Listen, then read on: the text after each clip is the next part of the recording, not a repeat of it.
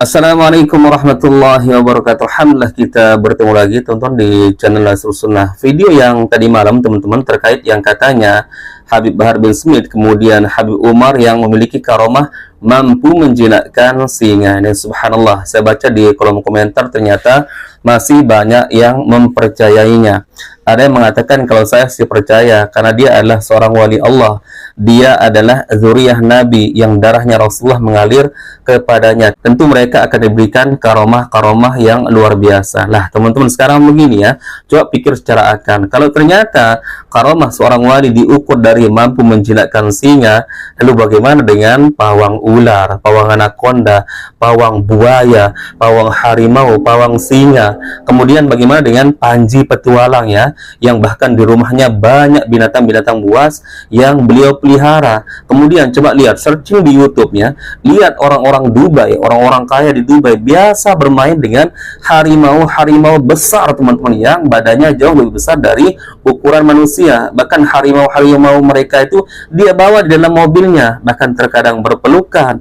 Berarti kalau itu ukuran karomah seorang wali, maka pawang buaya, pawang harimau, pawang ular itu lebih wali daripada Habib Umar, lebih wali daripada Bahar bin Smith. Maka disinilah manfaatnya kita menggunakan atau kritis ya, kita gunakan otak kita, kita gunakan akal kita sebelum kita mempercayai khurafat seperti itu. Baik, ini ada satu cerita yang disampaikan oleh Habib Umar Al-Hafiz, ini juga luar biasa terkait yaitu Al-Faqih Muqaddam. Ini keramat kopi teman-teman ya. Baik, kita simak dulu videonya. فجاءه الشيخ عبد الرحيم البصري من علماء مكة المكرمة، وجاء إلى بلد عينات، وكان يزور في الله تعالى ويتوجه إلى الله، كان يقضي له عدد من الحاجات من جملتها أن يصلح الله له قلب أهله، فكانت نافرة عنه وهو يحب أن تستقر أسرته ويهدأ. Di antaranya adalah sebuah kejadian bersama Syekh Abu Bakar bin Salim, datang seorang tamu Syekh Abdul Rahim Basri dari Makkah Al-Mukarramah, yang mana dia datang ke hadapan Syekh Abu Bakar bin Salim khusus ziarah, memiliki hajat. Di antara hajatnya beliau adalah ingin didoakan agar istrinya itu dilembutkan hatinya, dilunakkan hatinya, jadi diperbaiki hubungan antara dia dengan istrinya ini hingga bisa akur, bisa langgang, bisa menjadi baik dengan berkat doanya Syekh Abu Bakar bin Salim, yang mana dia sedang dirundung masalah keluarga. وكان مما خطبه به أن التفت إليه وقال أصلحنا بينك وبين زوجتك. ولما دارت القهوة وضع فنجانا في النافذة عنده وعادت يده بلا فنجان. Maka di antara kejadian ketika datang Syekh Abdul Rahim, belum dia ngomong apa-apa, Syekh Abu Bakar langsung berkata, antara urusan problem antara engkau dengan istrimu sudah saya selesaikan, kata Syekh Abu Bakar bin Salim. Terus tiba-tiba diputarkan kopi di hadapan mereka. Syekh Abu Bakar bin Salim mengambil cangkir kopi dengan tangannya, kemudian baru dipegang dengan tangannya, sekejap aja hilang itu cangkir kopi itu. Itu ada di mana? وقال له وإن الله سيجعل لك ولد من هذه المرأة يصير عالم مكة من بعد. Kemudian dia berkata kepada Syekh Abdul Rahim, Allah Subhanahu wa taala akan menganugerahkan keturunan anak laki-laki bagimu dari istrimu ini. Allah taala akan berikan anak laki-laki yang dia akan menjadi alim dari ulama Makkah. وقال سمن عمر. Maka namakan anak tersebut Umar. وجاء عمر ثم صار من علماء مكة، وقد كتب حاشية من الحواشي في الفقه في فقه الشافعية عليه رضوان الله. Dan lahirlah anak tersebut dan dinamakan Umar, dan dia pun juga menulis daripada kitab fikih, daripada hasyiah fikih itu dalam mazhab Syafi'i, Syekh Umar bin Abdul Rahim ini. فلما رجع الشيخ عبد الرحيم وجد جميع أقارب زوجته في انتظار له واستقبال حسن، ودخل عند زوجته وهي في غاية المحبة له والتعظيم والفرح به. Maka ketika Syekh Abdul Rahim pulang ke rumahnya, dia dapati istrinya berubah 180 derajat, menjadi baik, menjadi ramah, penuh dengan kasih sayang dan cinta kepada dia, seolah-olah ini orang yang berbeda, penuh kasih sayang terhadap dia. قال اصبري أولا تخبرين إيش الذي حصل في الانقلاب هذا كله وتغيير الأحوال، خرجت وأنت تكرهين ورجعت وأنت تحبين. Maka Syekh Abdul Rahim bilang, tunggu sebentar, saya menjadi takut nih dengan cinta dan kasih sayangmu. Kenapa kok engkau tiba-tiba aku pulang bisa berubah seperti ini? Apa yang terjadi dengan engkau? Sampaikan dulu, ceritakan kepada saya apa yang terjadi denganmu. قالت امتدت إلي يد حاملة قهوة في هذا الفنجان وأردته الفنجان، فلما شربتها تغير قلبي وصرت بعد ذلك أحبك وتحول حالي.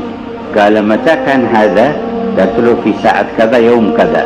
فأخذ يحسب فارق التوقيت بين حضرموت ومكة، فقال هذه الساعة أنا كنت عند الشيخ وقف في عينات، وهو في ذيك الساعة وضع اليد في النافذة فيها الفنجان، هذا الفنجان بنفسه الذي أنا رأيته هنا.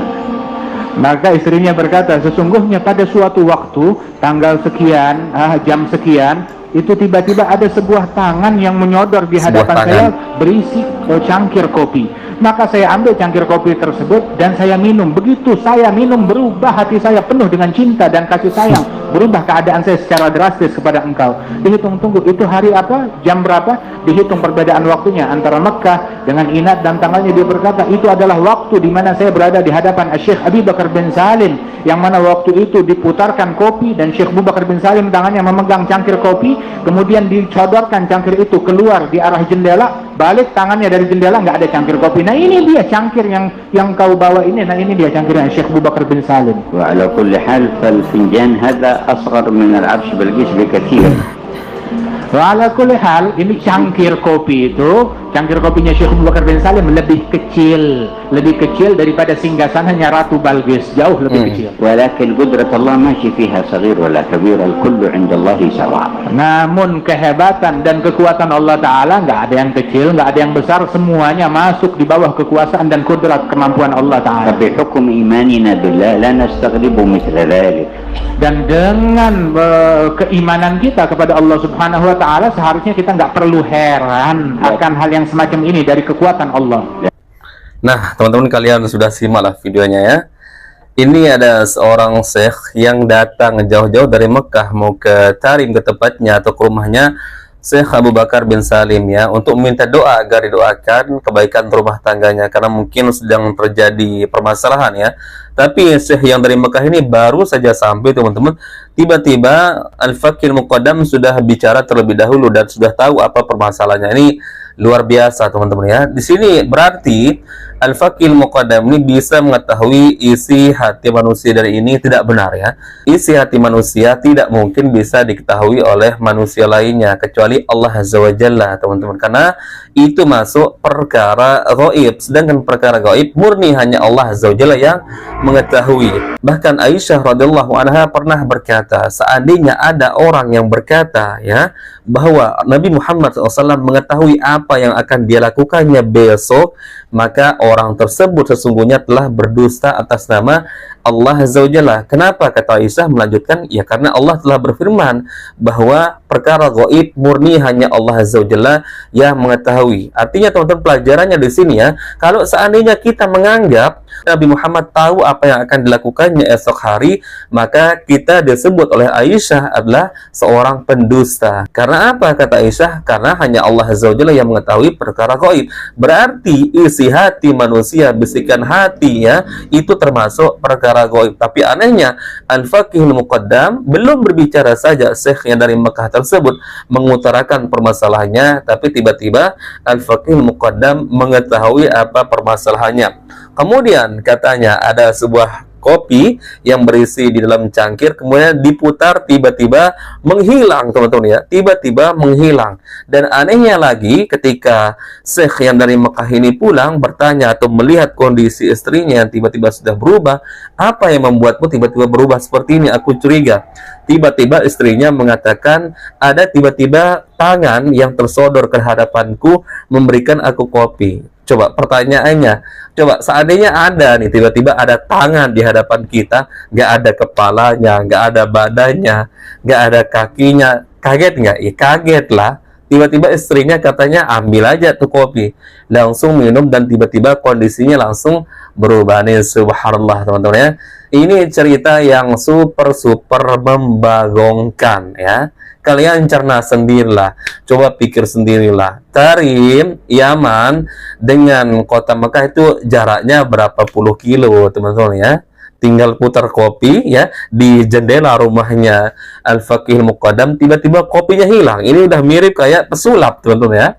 Banyak pesulap yang merubah air jadi kopi. merubah kopi menjadi sirup, berarti itu pesulap lebih wali dari Al-Faqihul Muqaddam. Subhanallah. Bahkan ada pesulap juga yang pernah saya lihat di YouTube, teman-teman. Mobil kendaraan besar, mobil Puso, bahkan ada pesawat bisa dihilangkan. Tapi kita percaya itu adalah trik, ya.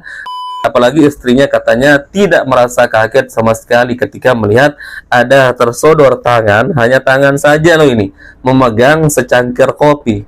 Lalu ditanya oleh suaminya, jam berapa kamu mengalami hal tersebut? Kemudian dicocokkan ketika Syekh yang dari Mekah itu berada di kota Taim, ternyata cocok, ya. Ternyata cocok sesuai dengan kopi yang dipegang oleh Al-Faqihul Muqaddam di dalam cangkir waktu Syekh tersebut berada di kota Mekah. Subhanallah.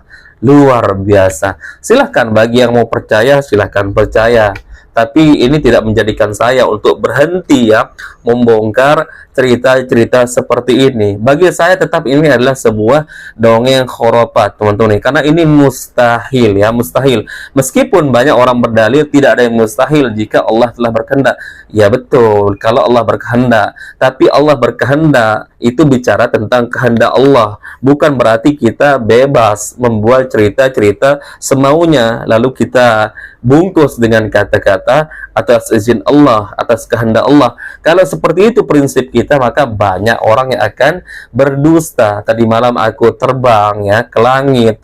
Tadi malam aku bisa berjalan di atas air, ya, terbang di atas udara. Tadi malam aku bertemu dengan Nabi Musa. Lalu ketika ditanya bagaimana bisa seperti itu, Allah berkehendak. Allah Maha mengizinkan. Enggak benar, teman-teman, ya.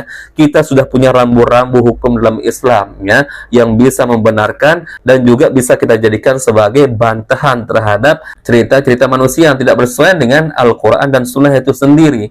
Maka tidak benar, teman-teman, kita menyandarkan setiap kejadian yang luar biasa lalu kita sandingkan dengan kehendak Allah Azza wa Jalla. Tidak seperti itu, teman-teman, ya. Apalagi ini berbicara masalah karamah, cenderung melebihi mukjizat para nabi, para rasul, dan mengungguli kemuliaan atau keramatnya para sahabat Nabi. Mereka nggak pernah mengalami cerita-cerita seperti ini. Tapi herannya dari klan Ba'alawi ini selalu ceritanya super luar biasa, melebihi mukjizat Nabi, melebihi karamahnya para sahabat Nabi dan para ulama-ulama yang lain. Dan anehnya mereka juga belum pernah menceritakan karamahnya Abu Hanifah, ya, karamahnya Imam Malik, karamahnya Imam Bukhari, Imam Syafi'i, Imam Ahmad bin Hanbal. Nggak pernah, teman-teman. Selalu yang diceritakan adalah karamahnya Al-Faqihul Muqaddam, Habib Abdullah As-Segaf, Habib Syekh Abu Bakar bin Salim, dan yang semisal dengan itu dari klan Ba'alawi, dari kota-kota Tarim. Apalagi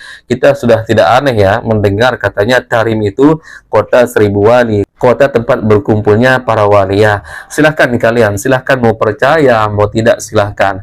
Tapi itu tidak menghalangi saya, teman-teman, untuk memberikan edukasi semampu saya. Dan wallahi, cerita-cerita seperti ini tetap saya menganggap adalah sebagai dongeng khurafat. Kenapa? Alasannya jelas, teman-teman, ya.